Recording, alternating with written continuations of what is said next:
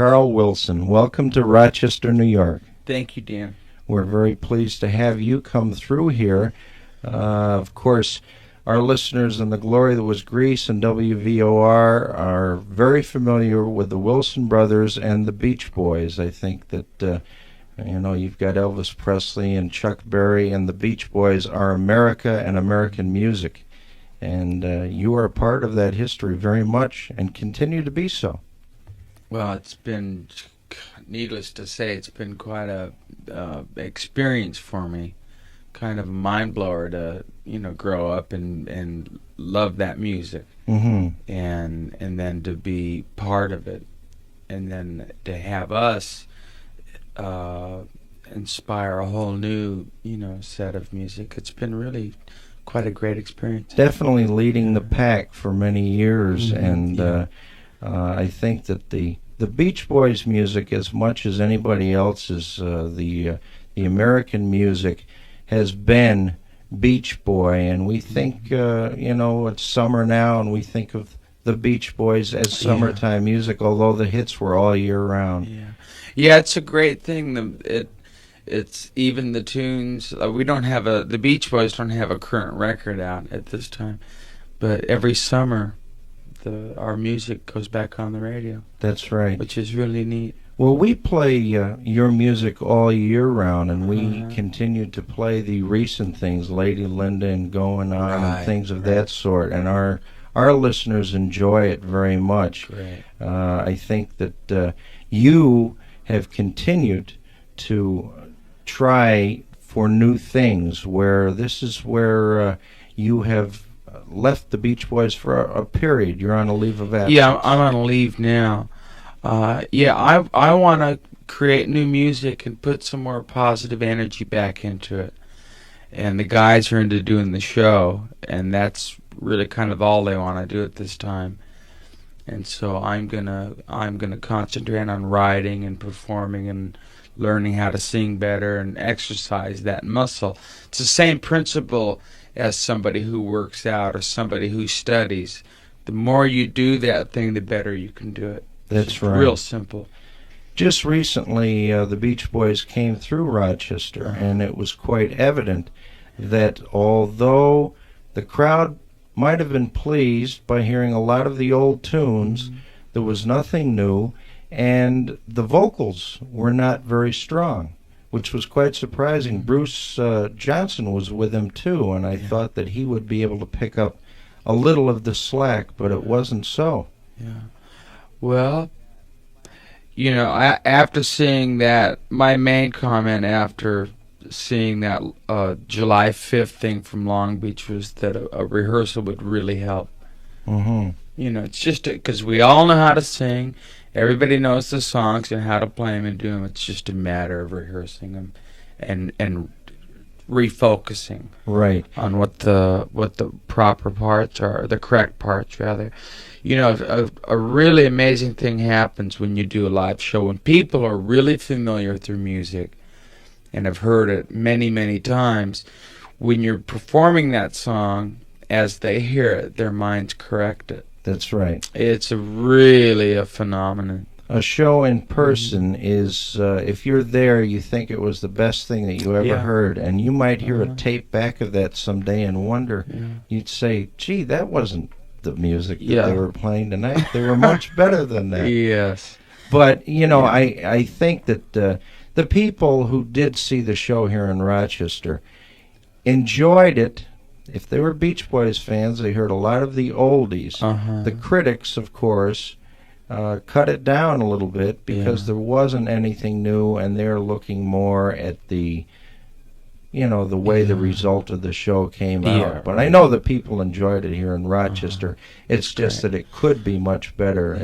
Beach Boys shows are real fun show. Sure, I love doing that. Beach Boys music is fun music. It's very pure kind of music, actually. It has a very innocent, childlike quality to it. It's really neat. Right. Now you have a new album out, and you are continuing ahead. Yeah, after we got back from Europe last summer, it was real clear that the guys weren't, into doing a record before the end of the year, and I just decided right on the moment to go for it.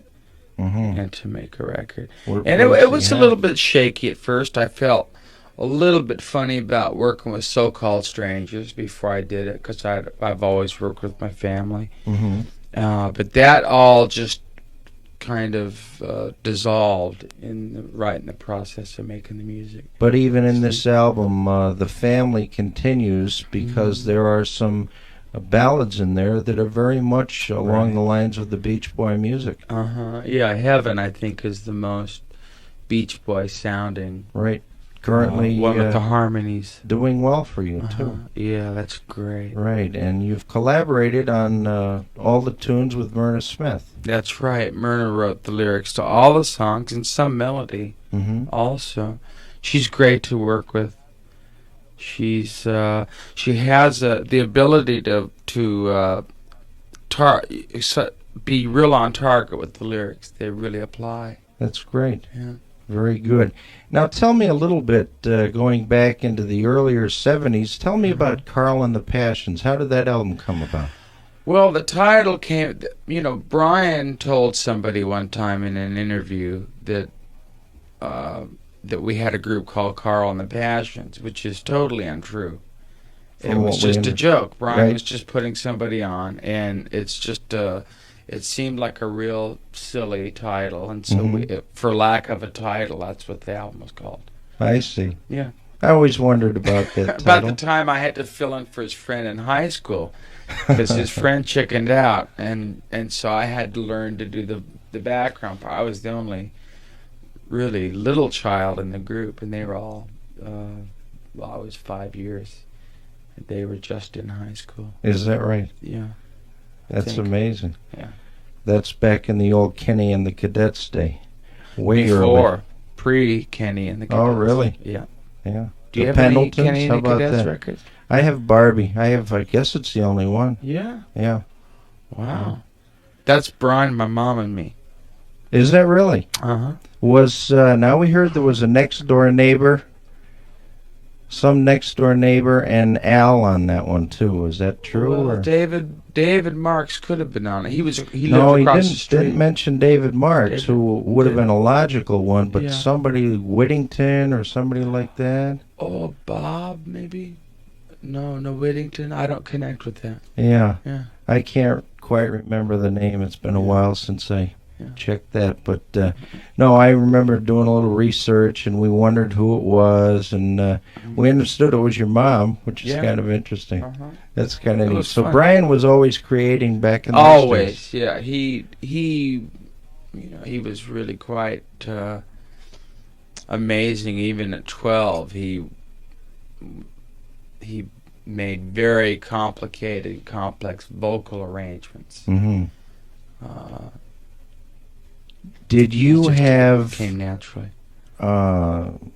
ideas that you wanted to write in the 60s, and were they held back by the fact that Brian's name was on most of the records? No, that wasn't a consideration for me. I've never pushed the issue with the guys ever. Mm-hmm. I of course was aware that he was writing some really good stuff, and when the group evolved into really knowing what it was doing after just making a few records, and Brian, the music really got really artistic for that point in time, what was kind of going on generally.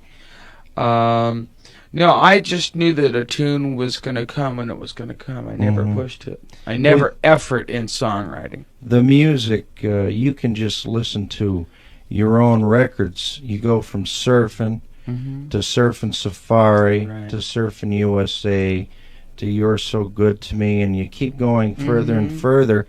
And there's it's hard to believe when you put Surfin' next to one of the things from 65 or 6, Good Vibrations, incredible tune.